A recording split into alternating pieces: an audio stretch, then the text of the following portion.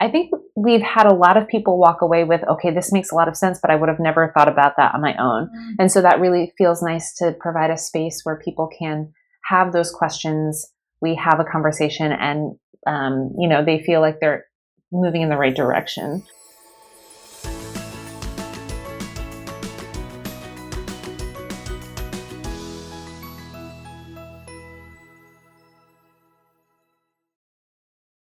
So we had somebody send us a question about our mentorship program that we really enjoyed. Our next cohort opens soon.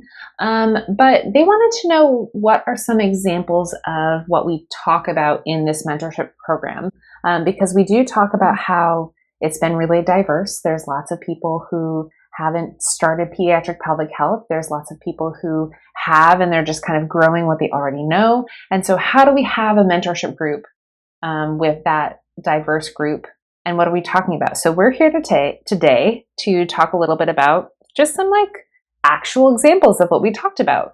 And it's been really nice because people are walking away with action items to use in their practice that starts immediately after the group. And so we're really excited to continue to give people those actionable things that they can use, keep their care with the families that they're seeing efficient and effective and holistic. So we're here to chat all about mentorship and what we talk about. Yeah.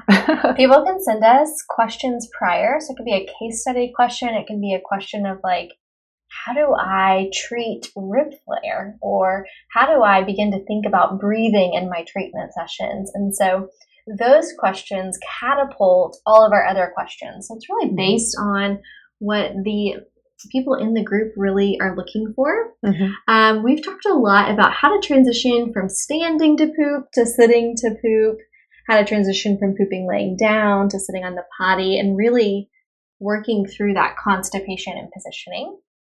We've also talked about bedwetting. Mm-hmm. A lot about bedwetting. And if it's not constipation, what else can we work on? That's been a huge topic. Mm-hmm. Urinary frequency or stress incontinence with jumping, running with our older kids. Yep. And how do we know what the actual issue is? Is it a tight pelvic floor? Is it a weak pelvic floor?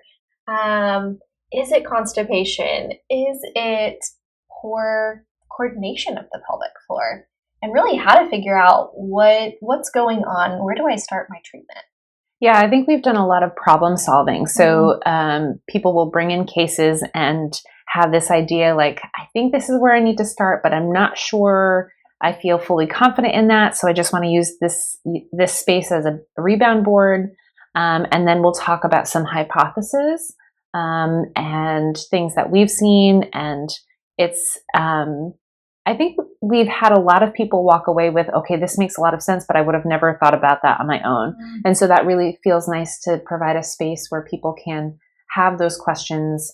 We have a conversation and, they feel like they're moving in the right direction. But lots of hypotheses about what's going on with kids.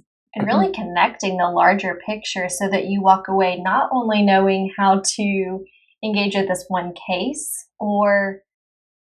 but more generally, how do I tackle this issue at a larger scale? And so even if it's not your case that you're bringing, I think other people are really walking away with concepts that are foundational to treating all types of kids and cases. Yeah.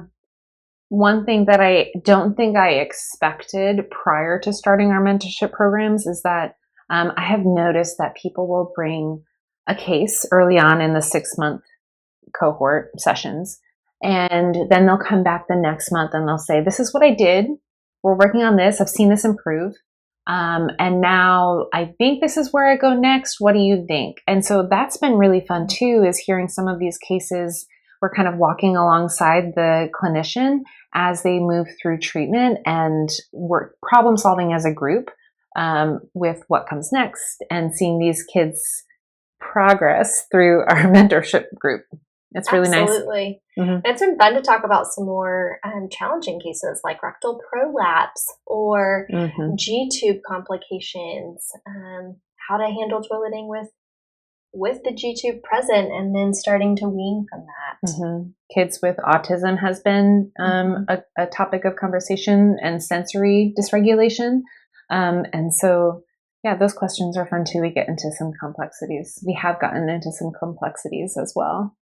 Yeah. So what we're here to say is it's across the spectrum. We talk about assessment, treatment, give you actual treatment ideas in a lot so that you can go and try. Maybe this one didn't work, but here's another one that I have now to try. Yeah. We really want you to leave each session with, okay, I'm actually taking things away to implement in my practice with this patient and other patients. Yeah. So that you're seeing the success that you want.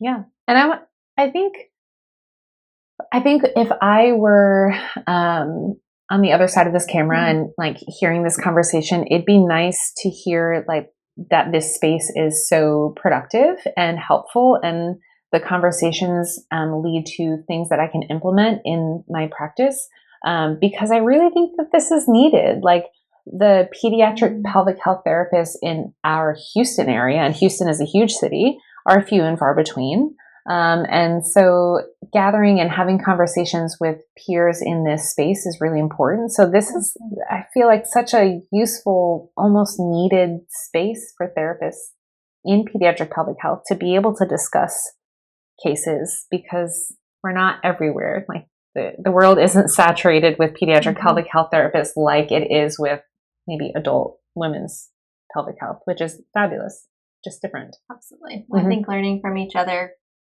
is so key and crucial. Yeah. Yep. So mentorship is phenomenal. It's a group space, it's a conversation, and we would love to have you there. Please join us. Mm-hmm.